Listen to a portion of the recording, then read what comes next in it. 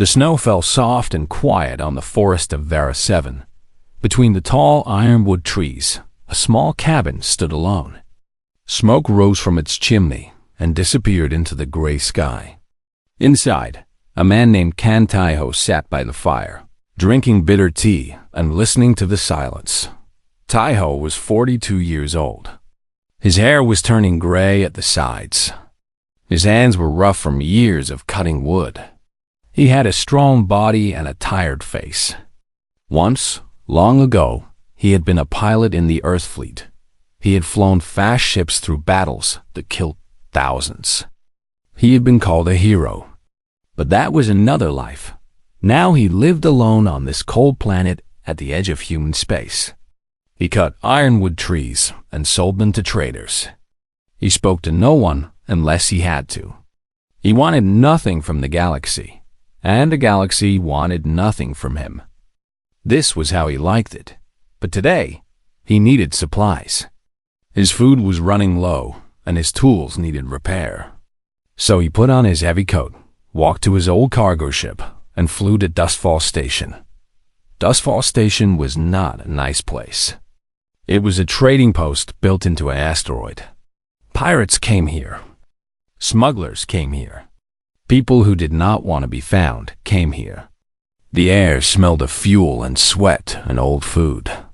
The lights were dim and yellow. Taiho did not like this place, but it was the closest station to his home. He bought grain, salt, and medicine. He paid a mechanic to fix his cutting tools. He was walking back to his ship when he heard the noise dot. It was a crowd. People were shouting and laughing. Taiho saw them gathered in the station's central plaza. On a raised platform, a fat man in expensive clothes was speaking into a microphone. Behind him stood a line of small creatures with gray skin and big eyes. They wore metal collars around their necks. Their hands were tied. Taiho's stomach turned cold. It was a slave auction. The gray creatures were called Grin. The galaxy called them goblins because they were small and ugly. They were not strong or smart by galactic standards.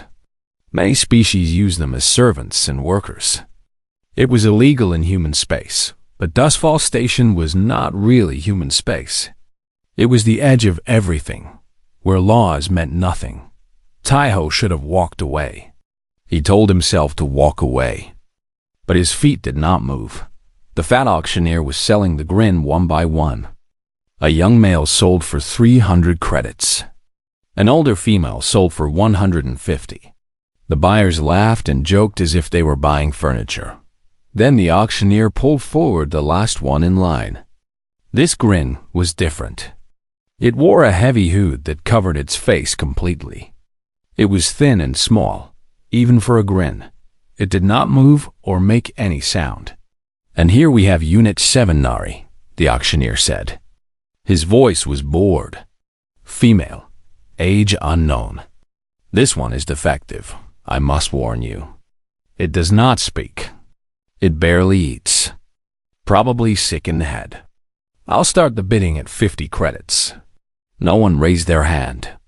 The crowd was silent. 50 credits was almost nothing, but no one wanted a broken slave. 40 credits, the auctioneer said. Come on, someone take this thing off my hands. Still nothing. Some people in the crowd laughed. 30 credits. Final offer. Anyone? Taiho watched the small hooded figure. It stood perfectly still. It did not beg or cry.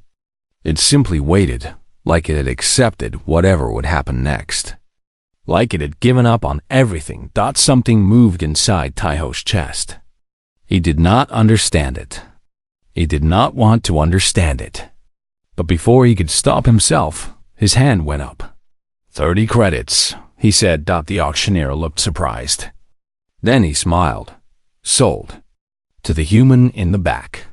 Taiho paid the credits and received a small control device for the collar. The auctioneer pushed the hooded Grin toward him. She stumbled, but did not fall. She did not look up at him. She just stood there, waiting. Come with me, Taiho said. His voice was rough. He was already regretting this. She followed him without a word. Her footsteps were silent. She walked 3 steps behind him, never closer, never farther. When they reached his ship, she stopped at the cargo ramp and waited for permission to board. "Get in," Taiho said. "Sit anywhere." She climbed into the ship and sat in the corner of the cargo hold. She pulled her knees to her chest and wrapped her arms around them. She still had not shown her face or made any sound. Taiho started the engines and flew away from Dustfall Station. He watched her through the internal camera. She did not move for the entire journey. Why did he do this? He asked himself that question 100 times. He did not want a servant. He did not want company. He had spent 10 years building a life of perfect solitude, and now he had brought a stranger into it. He told himself he would set her free. He would give her food and medicine, let her heal, and then send her away. She could find her own path. He was not responsible for her. He was not responsible for anyone. The ship landed near his cabin as the sun set behind the mountains. The forest was painted in orange and red light. Taiho opened the cargo door and looked at the small hooded figure still sitting in the corner. "This is my home," he said. "You can stay until you're healthy. Then you can go wherever you want. I'm not your master. I don't believe in that. Do you understand?" She did not answer. She did not move. Taiho sighed and walked toward his cabin. After a moment, he heard her footsteps following behind him. Still silent. Still 3 steps back. That night, he gave her the small storage room next to the kitchen. He put a blanket on the floor and left a bowl of soup by the door. He did not know what else to do. He lay in his bed and stared at the ceiling. The wind howled outside. The fire crackled in the stove. And somewhere in the next room, a creature he did not understand sat alone in the dark. Taiho closed his eyes and tried to sleep. But sleep did not come easy. Something had changed. He could feel it. Something had entered his quiet world, and he did not yet know if it was a blessing or a curse.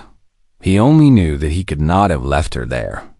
He could not have walked away, and that scared him more than anything. 3 days passed, and the hooded grin did not speak a single word. Taiho woke each morning before sunrise. He made coffee, ate bread with dried meat, and went outside to work. The ironwood trees of Varus 7 were the hardest in the galaxy. Their wood was worth more than gold, but cutting them was dangerous and slow. It took all of Taiho's strength and skill.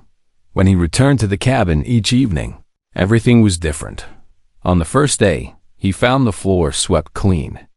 On the second day, his dirty clothes were washed and folded. On the third day, the kitchen was organized in a way he had never seen before. Every tool was in its place. Every dish was clean. Even the old stove had been scrubbed until it looked almost new. The hooded creature did all this in complete silence. Taiho never saw her do it. When he was home, she stayed in her small room. When he worked, she came out and cleaned. She was like a ghost that moved through his cabin, leaving only order behind. He left food for her by her door. Simple things: soup, rice, bread. Each morning, the bowl was empty, but he never saw her eat. He did not know if she slept. He did not know if she was healing or dying. She remained a mystery. On the 4th day, Taiho decided to speak to her. He knocked on her door. There was no answer, but he heard movement inside. He opened the door slowly. She was sitting in the corner, her hood still covering her face. Her body went stiff when she saw him. "I'm not going to hurt you," Taiho said. He kept his voice calm. "I just want to talk." She did not move. Taiho sat down on the floor across from her. He moved slowly so he would not scare her. "My name is Ken Taiho. I used to be a soldier. Now I cut trees. I live here alone. I don't want a servant. I don't believe one person should own another. When you're strong enough, you can leave. You can go anywhere. Do you understand?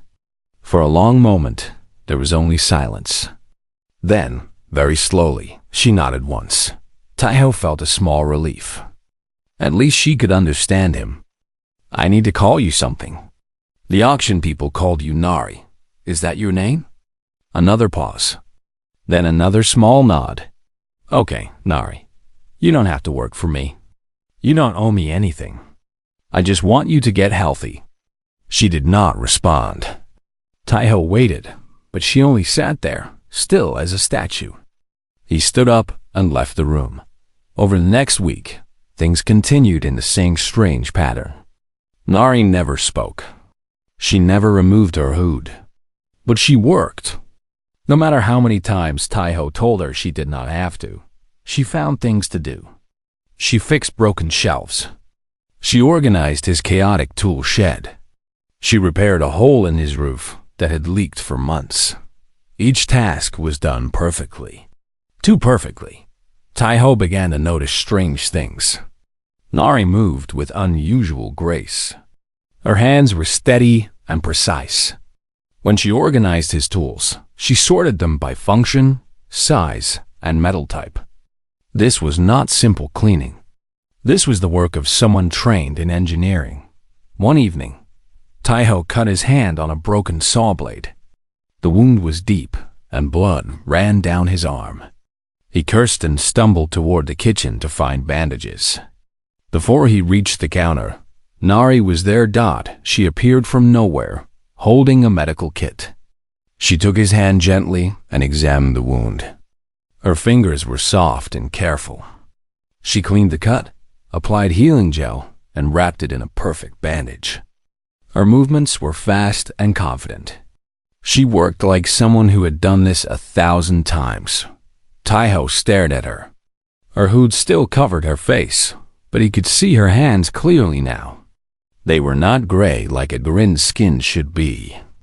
They were pale, almost silver, with faint lines that looked like tiny scars. Where did you learn to do that? Taiho asked. She pulled her hands back quickly and stepped away. She returned to her room without answering. That night, Taiho could not sleep. He lay in bed and thought about what he had seen. Grin were simple creatures. They could do basic labor, but not much more. They were not known for medical skills or engineering knowledge. They could not organize tools by metal type because they did not know what different metals were. But Nari did these things easily. She did them better than he could. Something was wrong. Something did not make sense. She was not what she appeared to be. The next morning, Taiho watched her more carefully. When she walked, she moved differently than any Grin he had seen. Her steps were light and graceful, almost floating. Her posture was straight and elegant. She held herself like a dancer or a soldier, not like a slave, and her hood. Why did she always wear that hood? Even when she cleaned, even when she cooked, she never removed it. Most Grin had gray skin and big round eyes. What was she hiding beneath that cloth? Taiho wanted to ask, but he did not want to scare her. She had just started to trust him a little. If he pushed too hard, she might run.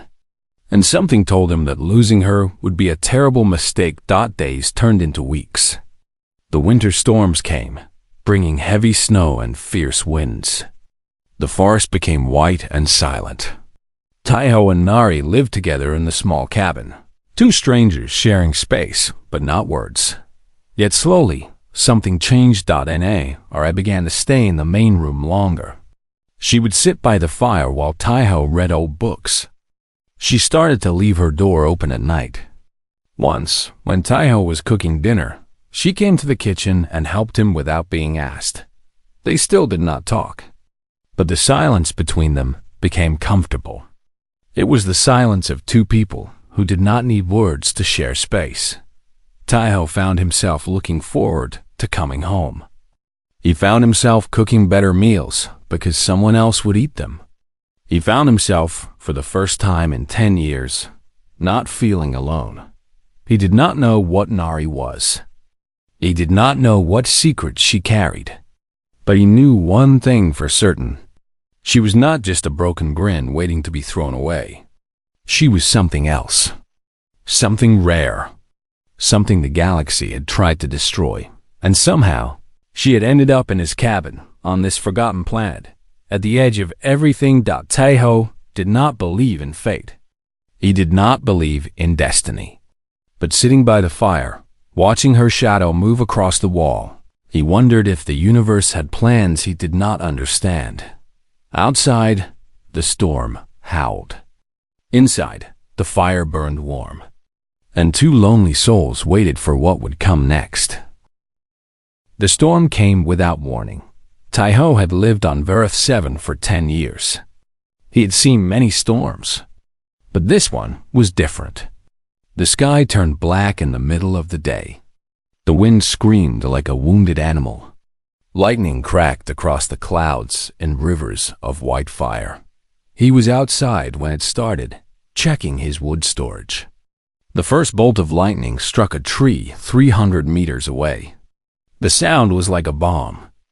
Taiho ran for the cabin as rain began to fall in heavy sheets. "Nari!" he shouted as he crashed through the door. "Get away from the windows." She was already moving toward the center of the room. The cabin shook as thunder rolled across the sky. Through the window, Taiho could see the forest bending in the wind. Trees that had stood for 100 years were swaying like grass. Then he saw it. A massive ironwood tree at the edge of the clearing had been struck by lightning. Smoke rose from its trunk. Slowly, terribly, it began to fall. It fell toward the cabin. "Move!" Taiho grabbed Nari's arm and threw them both toward the far wall. The tree crashed through the roof. Wood and stone exploded inward. Dust and rain filled the air. Taiho covered his head with his arms as debris rained down around them.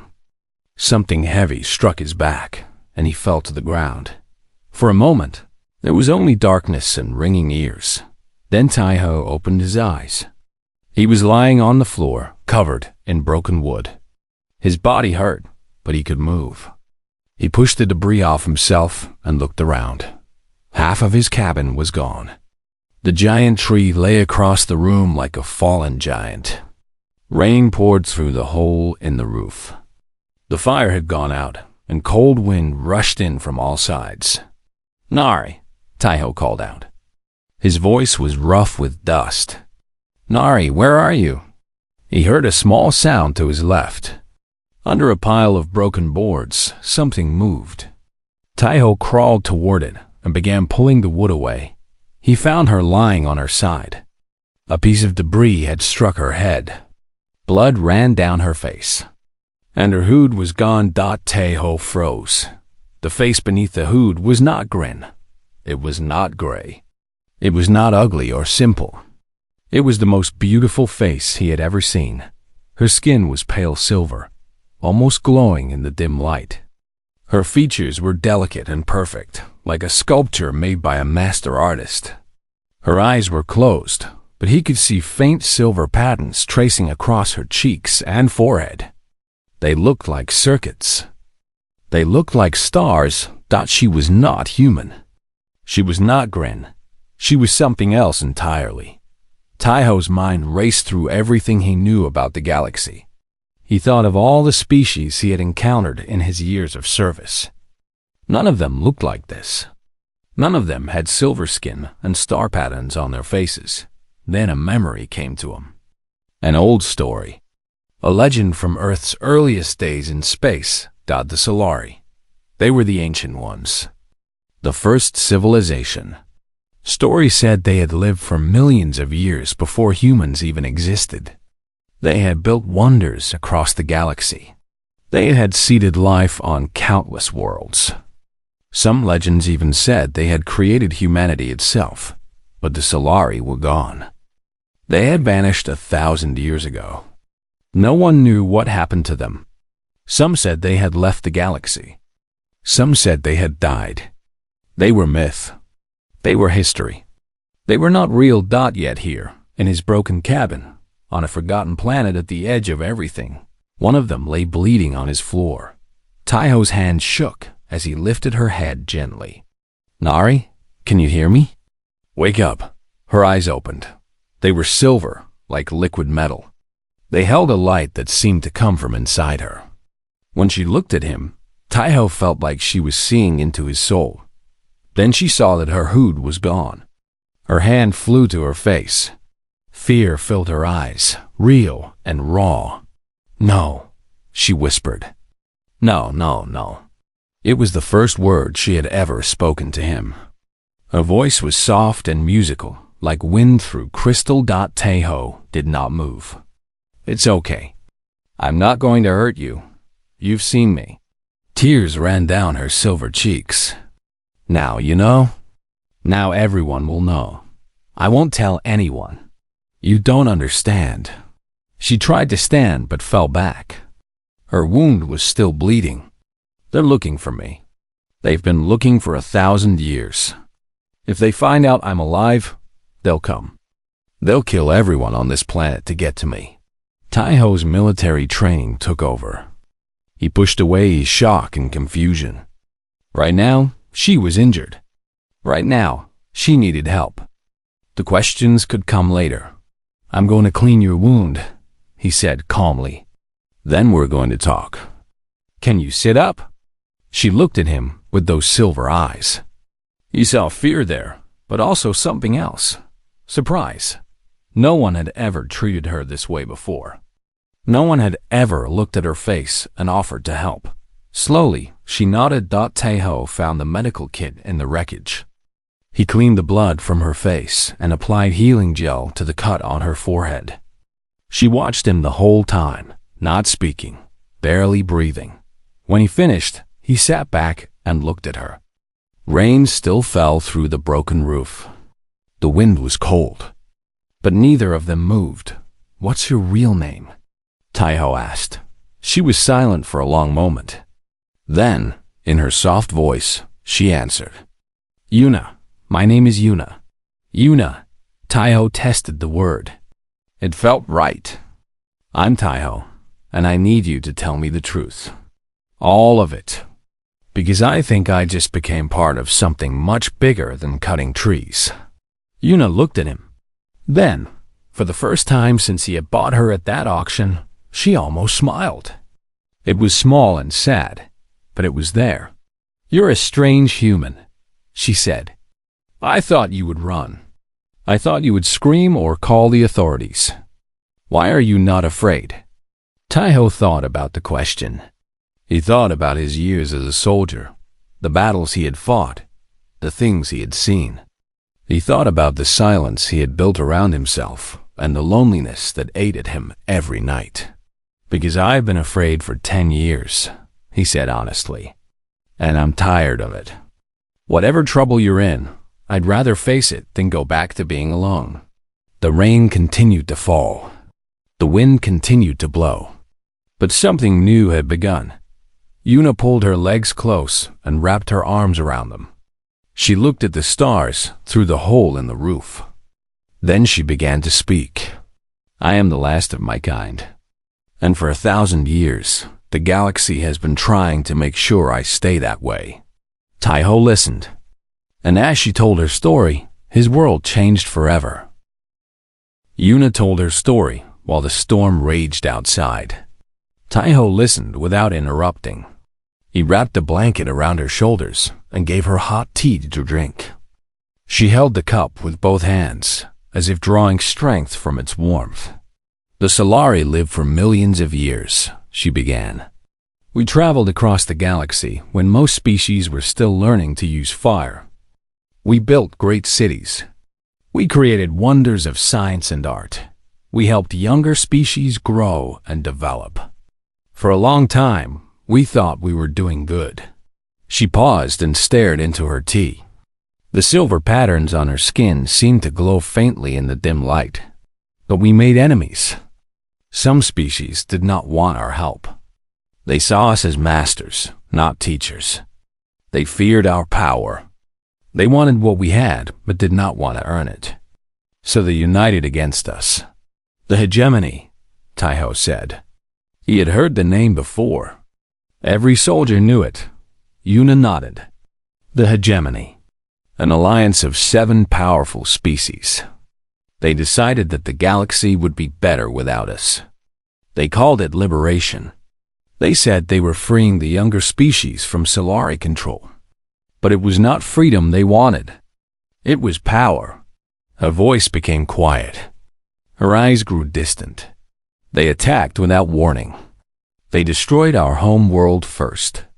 Then they hunted us across the galaxy, world by world, ship by ship. The war lasted 200 years. But in the end, we lost. The Solari were scattered. Most were killed. The survivors went into hiding. Taiho processed this information. 1,000 years ago, the most advanced civilization in history had been destroyed. And no one in the modern galaxy knew the truth. The hegemony had erased them from history. How did you survive? He asked. I was a child when the war ended. My parents hid me on a cargo ship heading to the Outer Rim. They stayed behind to fight. I never saw them again. Yuna's voice cracked slightly, but she continued. The cargo ship's crew found me. They were humans, one of the younger species we had helped. They did not know what I was, but they were kind. They raised me as one of their own. Humans protected you? Yes. For 300 years, I moved from human world to human world. Your species never joined the hegemony. You were too young, too scattered, too stubborn. The hegemony ignored you. They thought you were unimportant. That made human space the safest place for me to hide. Taiho felt a strange pride at this. Humanity, dismissed as unimportant, had unknowingly protected the last survivor of the greatest civilization in history. But the hegemony never stopped looking, Yuna continued. They have hunters. Special soldiers whose only mission is to find and kill the remaining Solari. They found me 50 years ago on a colony world. I barely escaped. I've been running ever since. And the Grin disguise? Yuna smiled sadly. The Grin are treated like animals by most of the galaxy. No one looks at them. No one remembers their faces. I found that if I pretended to be Grin, I became invisible. I traveled as a slave, sold from owner to owner. Each time, I escaped when I could and moved to a new sector. Until you couldn't escape anymore, Taiho said. Until I was too tired to try. I had been running for 1,000 years. When that slaver caught me, I didn't fight. I didn't care anymore.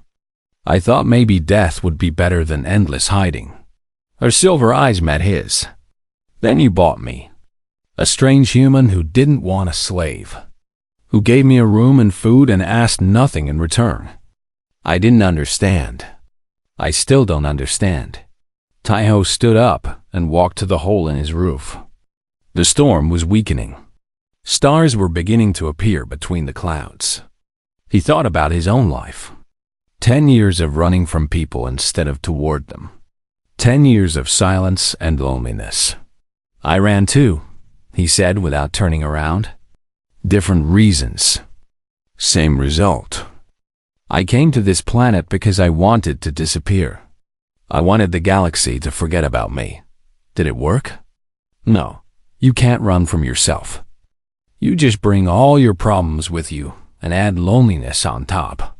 He turned to face her. These hunters. How close are they? Yuna's expression darkened. I don't know, but they always find me eventually. I've been in this sector for 2 years. They usually catch my trail within 3. It's only a matter of time. When they come, what happens?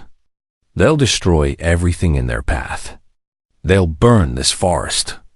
They'll kill anyone who might have seen me. They'll level Dustfall Station, just to be thorough. The hegemony doesn't leave witnesses. Taiho thought about this. He thought about his cabin, his trees, his quiet life. Then he thought about what that life really was. Empty, cold, a slow death without danger. Then we leave, he said. Yuna looked confused. What? We leave? Tonight. I have a ship. It's old, but it's fast. We can be in the next sector before anyone knows we're gone. You would leave your home? For me? Taiho looked around at his broken cabin. Half the roof was gone. Debris covered everything. It would take months to repair. This isn't a home, he said. It's a hiding place. I've been dead for 10 years, Yuna. Just going through the motions. You're the first person who's made me feel alive since I left the fleet. Yuna stood up slowly. The blanket fell from her shoulders. In the dim light, her silver skin seemed to shine. You don't understand what you're offering, she said. If you help me, you become a target too. The hegemony will hunt you. Every moment of every day, you'll be in danger. I was a fleet pilot. I've lived in danger before. This is different. This is forever. There's no end to it. No victory. Just running and hiding until they finally catch us. Taiho walked toward her. He stopped an arm's length away and looked into her silver eyes. Then at least we'll be running together. That's better than dying alone. For a long moment, Yuna said nothing. Tears gathered in her eyes. But they were not tears of sadness. They were tears of something she had not felt in centuries. Hope. You really mean it, she whispered. I don't say things I don't mean. Yuna closed her eyes. When she opened them again, they held a new light. A new strength. Okay, she said. Okay, but not running. Not anymore. What do you mean?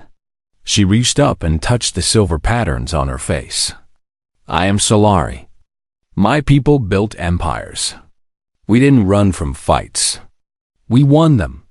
I've been hiding like a scared child for 1,000 years. Maybe it's time I remembered who I really am. Taiho felt a smile forming on his face. The first real smile in years. So what do we do? Yuna looked at the stars through the broken roof. Her silver eyes reflected their light.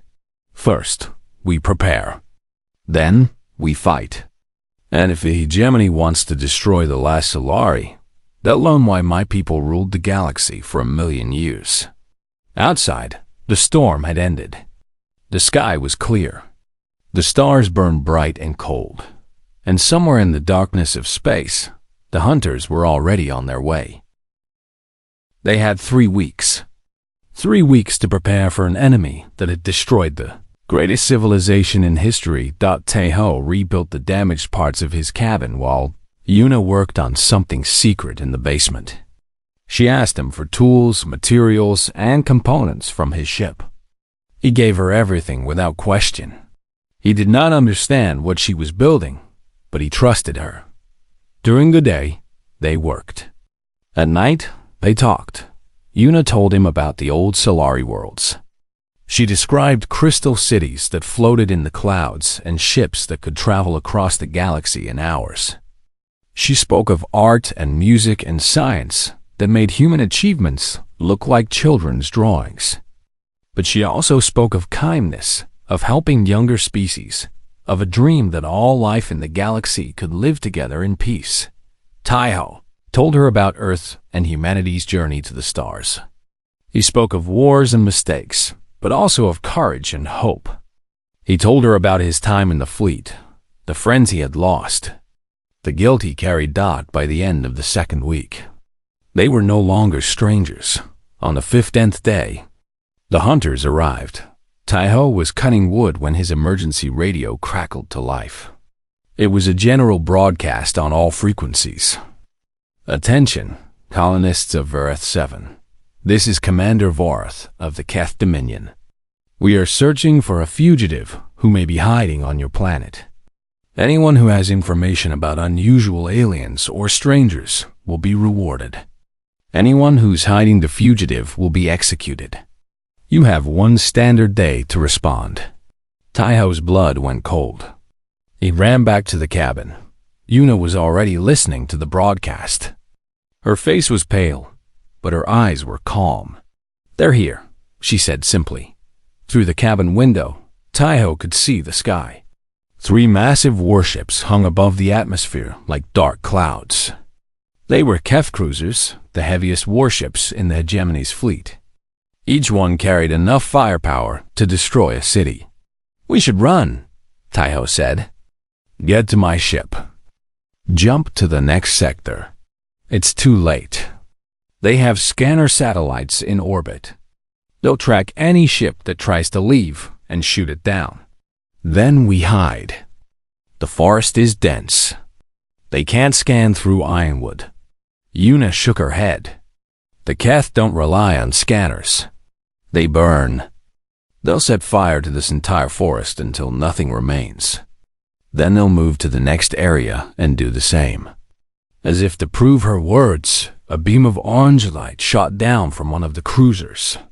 It struck the forest 20 kilometers away. Even from this distance, Taiho could see the explosion. A column of fire rose into the sky. "They're starting," Yuna said quietly. Taiho watched the fire spread. The ironwood trees, which had stood for centuries, burned like paper. His forest, his home, everything he had built in 10 years of solitude, about to be reduced to ash. But something else stirred inside him. Not fear, anger. He walked to his radio and switched to the old fleet emergency frequency. It was a channel that only military veterans knew. He had not used it in a decade. "This is Kang Taiho," he said into the microphone. "Formerly Lieutenant Commander, Earth Fleet 7th Squadron. I am on Vareth 7. I am under attack by hegemony forces. Any humans receiving this message, I need help." Yuna stared at him. "What are you doing?" "Calling in old debts." For a long minute, there was only static. Then a voice came through. Female, sharp.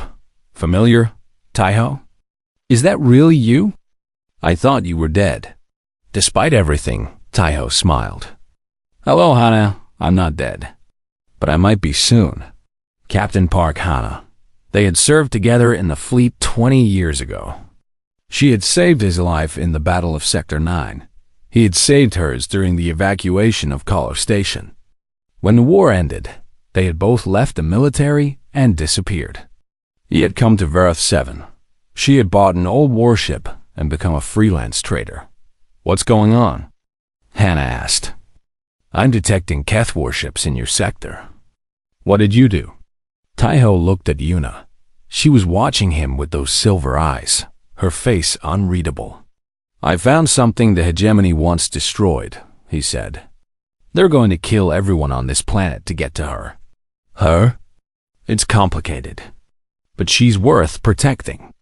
The Keth think humans are weak and unimportant. I want to show them they're wrong." There was silence on the radio. Then Hana laughed. It was the same wild laugh he remembered from the old days.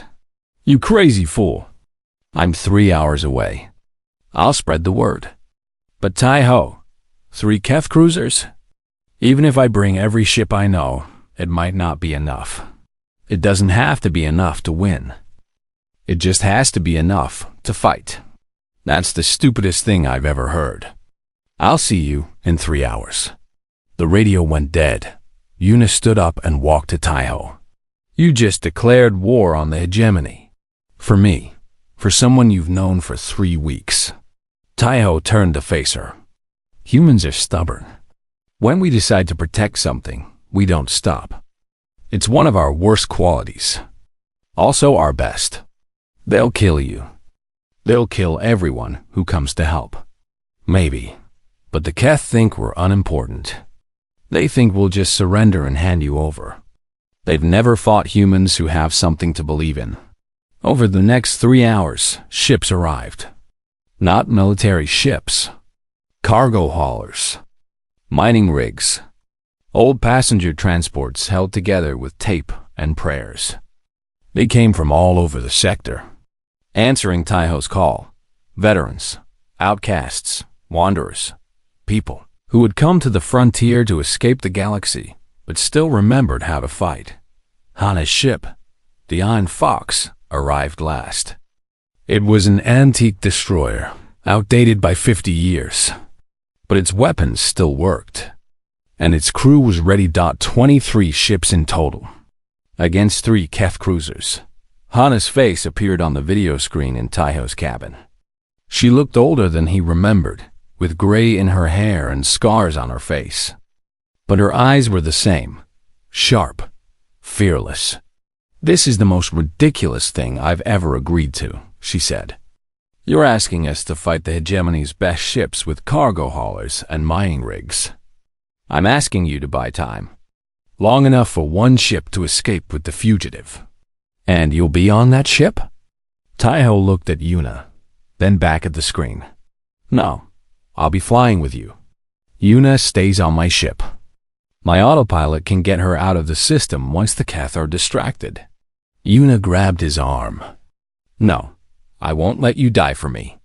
I'm not dying. I'm fighting. There's a difference. You can't win against 3 cruisers."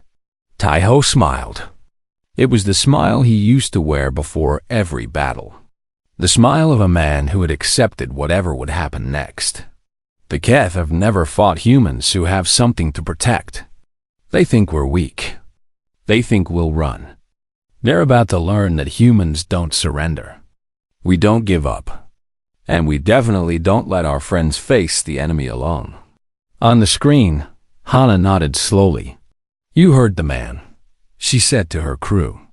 "Let's show these hegemony dogs what humanity is made of." 23 ships rose from the surface of Var 7 and flew toward 3 warships in orbit. The Battle of Vara 7 was about to begin. Taiho had not flown in combat for 10 years. But as he climbed into the cockpit of Hana's old fighter, his hands remembered everything. The controls were different from what he was used to. This was civilian equipment, modified for battle, but still rough around the edges. But the basics were the same: speed, angle, distance, timing. War was war. Whether you flew the newest fleet cruiser or a patched-up cargo hauler. All ships. "This is Hana." The captain's voice came through the radio. "The Keth don't know we're coming. They think we're just colonists running away. Let's use that. Stay in formation until I give the signal. Then we split and create chaos. Remember, we're not trying to destroy them. We're trying to confuse them long enough for Taiho's ship to escape with the package." 22 voices confirmed the order. 22 ships flew toward 3 warships that could each destroy a small moon. The Keth commander hailed them. "Unidentified vessels, you are ordered to turn back immediately. Any ship that continues approach will be destroyed. This is your only warning." Hana's response was simple. "We're human, friend. We don't take orders from murderers." The Keth opened fire. Green energy beams lanced through space. One of the mining ships exploded instantly, its hull torn apart like paper. 2 more were damaged, spinning out of control. "Break formation!" Hana shouted. "Execute attack plan." The human fleet scattered. Ships flew in every direction, zigging and zagging in patterns that made no sense. The Keth weapons, designed to hit ships flying in straight lines, struggled to track targets that moved randomly. Taiho pushed his fighter to maximum speed. He dove toward the nearest cruiser, weaving between energy beams. His hands moved automatically, adjusting angle and thrust without conscious thought. "Mining teams, deploy your cargo," Hana ordered. 3 mining ships opened their holds and released their payload. But instead of ore, they carried mining explosives. Thousands of small bombs drifted toward the Keth cruisers. The explosives were not powerful enough to damage warship armor. But they didn't need to be. When they hit, they detonated in bright flashes, blinding sensors and creating clouds of debris. The Keth weapons lost their targets. For precious seconds, the human ships flew freely. "Cargo haulers now!" The cargo ships opened their containers and released emergency supplies: food, water, building materials. anything heavy. The debris spread across the battlefield, cluttering Keth scanners. What had been clear space became a maze of metal and ice. Taeho flew through the chaos, heading straight for the lead cruiser. He heard screaming on the radio. Ships were dying. Friends he had just made were being burned alive. But he didn't slow down. He couldn't. Taeho, what are you doing? Hana shouted. You're heading straight for the command ship, creating a distraction. He pushed the engine past its limits. Warning lights flashed. The frame shook, but he kept flying, straight toward the massive warship in front of him. The Keth commander saw him coming. He focused all forward weapons on the single fighter approaching his ship. Energy beams filled the space ahead. Taeho dodged. Left, right, up, down. He moved on instinct, not thinking, just reacting. Beams missed him by meters. One grazed his wing, and the fighter shuddered. What is this human doing? The Keth commander's voice leaked through an open frequency. Destroy him. But they couldn't. No matter how many weapons they pointed at him, Taeho kept dodging. He was a ghost, a shadow, a pilot who had once been the best in the fleet, and was remembering why. He reached the cruiser's hull and flew along its surface, too close for the big weapons to track. He saw Keth soldiers through the windows, pointing and shouting. Then he fired. His little fighter had only one weapon, a basic plasma cannon meant for breaking asteroids. It couldn't scratch the cruiser's armor. But armor wasn't his target. He fired at the cruiser's sensor array. The antenna exploded in a shower of sparks. He flew along the hull and fired at the weapon control center. Another explosion. Then the shield generator, the navigation cluster, the communication tower. The cruiser was blinded. It could still shoot, but it couldn't see. It couldn't coordinate with the other ships. It fired wildly in all directions, its beams hitting nothing but empty space. Focus all fire on the human ships. The Keth commander screamed. Ignore the fighter. But it was too late. The human fleet had used the distraction well. Hana's destroyer had targeted the second cruiser's engine section. Its old weapons might have been weak, but they hit the same spot 50 times. The cruiser's engine exploded. The great warship began drifting, unable to move. The third cruiser turned to engage Hana's ship. That was when Yuna made her move. She was supposed to stay hidden on Taeho's transport ship. She was supposed to escape while the battle raged. But she had never planned to run. The thing she had been building in the basement was a signal amplifier.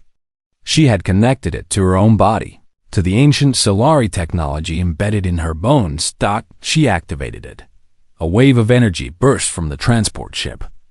It spread across the battlefield in an expanding ring. When it touched the Keth cruisers, their systems went mad. Shields dropped. Weapons powered down. Lights flickered and died. The great warships became dark and silent, floating in space like dead whales. What happened? The Keth commander's voice was panicked now. What did they do? Taeho heard Yuna's voice on the radio. Calm, clear, strong. My people built the stars. You think we didn't know how to turn them off? The human fleet surrounded the disabled cruisers.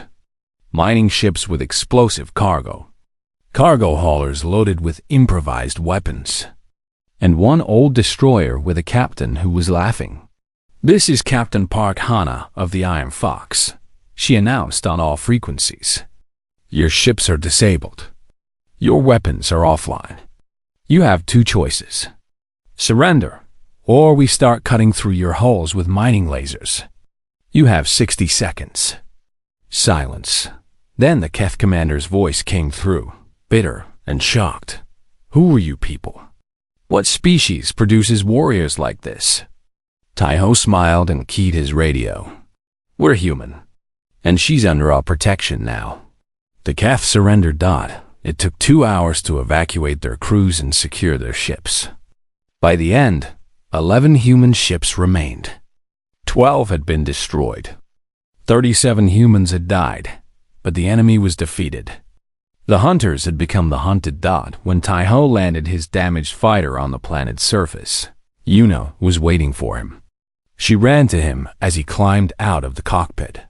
"You stupid, reckless, insane man," she said. Tears ran down her silver cheeks.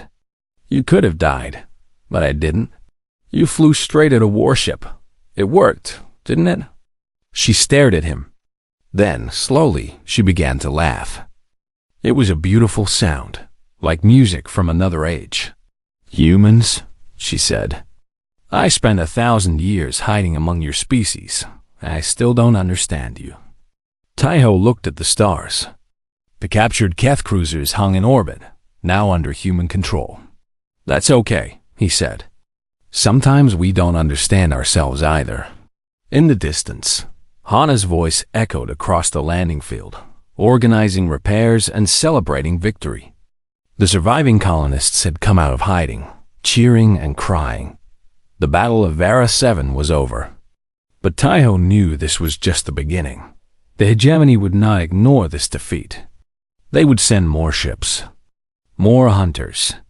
They would come with everything they had, but they would find humanity waiting. The news of Vera 7 spread across the galaxy like fire. 3 Keth cruisers defeated by a handful of human cargo ships and mining rigs. The hegemony's best soldiers surrendered to farmers and outcasts. A species they had dismissed as unimportant had challenged their power, and the Hegemony Council met in emergency session. They debated for weeks. Some wanted to send 100 ships to destroy every human colony in the sector. Others warned that such action might unite humanity against them. In the end, they chose a different path. They withdrew, not in defeat, but in reassessment. Humanity was no longer classified as unimportant. They were classified as dangerous. On Vera 7, life slowly returned to normal. Taiho rebuilt his cabin. This time, he built it bigger. 2 bedrooms instead of 1. A larger kitchen. A workshop for Yuna's projects. He worked during the day and spent evenings by the fire with the silver-skinned woman who had changed his life. The other colonists helped. People who had never spoken to him before came with tools and materials. They told him he was a hero. He told them he was just a woodsman who got lucky. They laughed and kept building. Captain Hana stayed for 3 weeks before returning to space. On her last night, she shared dinner with Taiho and Yuna. "The galaxy is going to change," she said, drinking cheap wine from a plastic cup. "The hegemony has ruled through fear for 1,000 years. You showed everyone that they can be beaten. Other species will see this. They'll start asking questions." "I didn't do anything special," Taiho said. "I just refused to let them win." Hana smiled. "That's exactly what's special about it." After she left, Taiho and Yuna sat on the porch and watched the stars. The captured Keth cruisers were gone now, taken to Earth for study. The sky was clear and peaceful. "I need to tell you something," Yuna said softly. "About humans. About why my people helped your species long ago." Taiho waited. Yuna looked at the stars. The silver patterns on her skin seemed to pulse with faint light. The Solari didn't just help humanity grow. "We designed you.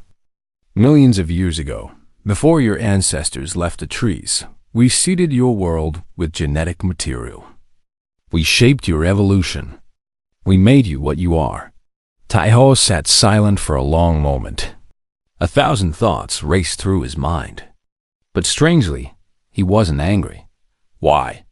he asked simply. "Because we saw the future. Not clearly, but enough. We knew the hegemony would rise. We knew we would fall. We needed someone to carry on our work. Someone who could survive where we couldn't. Someone who was everything we weren't. And what a we that you weren't." Yuna turned to look at him. Her silver eyes shone with emotion. Adaptable, unpredictable, stubborn beyond reason. We Solari were creatures of order and logic. We built systems and followed rules. When chaos came, we didn't know how to respond. But humans thrive in chaos. You turn every disadvantage into a weapon. You refuse to accept the impossible. She paused. We made you to survive what we could not. We never imagined you would also choose to fight for us. Taiho looked at his hands. Rough, scarred, human hands. He thought about everything Yuna had said. His entire species, designed by ancient aliens to carry on a legacy they couldn't protect themselves. Does that change anything? Yuna asked nervously. Does it change how you see yourself? How you see me? Taiho thought about it. Did it matter if humanity was designed? They had still made their own choices. They had still fought their own battles. They had still become what they were through their own struggles. No, he said finally. It doesn't change anything. You didn't make us into heroes. We chose to be. Whatever you put in our genes, we still had to decide to fight. That decision was ours. Yuna smiled. It was a real smile, warm and bright. You're a strange human, Kan Taiho. You've said that before. It's still true. Months passed. The forest grew back green and strong. Taiho returned to cutting ironwood trees. Yuna worked in her workshop, building strange devices he didn't understand. They lived together in comfortable silence. Two people who had found something neither expected. Then the ships started arriving. The first was a small transport that landed in the clearing without warning. When the door opened, a figure in a gray cloak stepped out. They walked slowly toward the cabin and stopped in front of Yuna. The figure lowered its cloak. Silver skin. Star patterns on its face. Silver eyes filled with tears. You're real, the stranger whispered. The rumors were true. Yuna stepped forward, trembling. Who are you? My name is Ji Wu. I survived the purge on the colony world Tyra. I've been hiding for 600 years. I heard that a human defended one of us against the hegemony. I came to see if it was true. Another Solari. Not the last after all. More ships came. Over the next year, 17 Solari survivors found their way to Varth 7. They came from all corners of the galaxy, drawn by whispered rumors. On a forgotten world at the edge of human space, there was sanctuary. There was hope. Taiho expanded his cabin again. Then he built more cabins. The small clearing became a village. Humans and Solari lived side by side, working together, learning from each other. News spread further. Other species, long oppressed by the hegemony, began to watch humanity with new eyes. A delegation from the Vera people arrived, asking to trade. Then one from the Collis. Then the E3. Vera 7 became a meeting place. Not for politics or war, but for hope. Species that had been enemies discovered common ground. Ancient wounds began to heal. On the first anniversary of the battle, the colonists held a celebration. There was food, music, and laughter. Humans and Solari danced together under the stars. Taiho stood apart from the crowd, watching. He was still not comfortable with large groups. Some things never changed. Yuna found him at the edge of the forest. You're hiding, she said. I'm observing. Same thing. She stood beside him and looked at the celebration. Her silver skin glowed softly in the starlight. You made this possible, she said. A year ago, I was a slave waiting to die. Now there's a whole village of survivors. All because you couldn't walk away from an auction. Taiho shrugged. I was never good at following rules. Yuna laughed. Then she took his hand and held it gently. I've lived for over 1,000 years, she said. I've seen empires rise and fall. I've watched stars die. But I've never felt at home anywhere until now. Until you. Taiho looked at her. This ancient being from a civilization that had created humanity itself. She was beautiful and strange, and beyond anything he had ever imagined. "Good," he said simply, "because I wasn't planning on letting you leave." She smiled and leaned against his shoulder. Above them, the stars burned bright. Somewhere out there, the hegemony was planning their next move. Somewhere, enemies were gathering. The war was far from over. But tonight, on this small planet at the edge of everything, there was peace. There was hope. There was a future worth fighting for. Kang Taiho, the lonely woodsman, was no longer alone. And for the first time in his life, he was truly home. The galaxy was vast and dangerous. But humanity had proven something that night over Varth 7. They had proven that size and power weren't everything. They had proven that courage and loyalty could overcome any odds. And they had proven that when humans chose to protect something, they never stopped. The Solari had made humanity to survive. They had made them to endure. But humanity had exceeded every expectation. They had chosen to fight. They had chosen to protect. They had chosen to be the light in the darkness. And that was something no one could ever take away.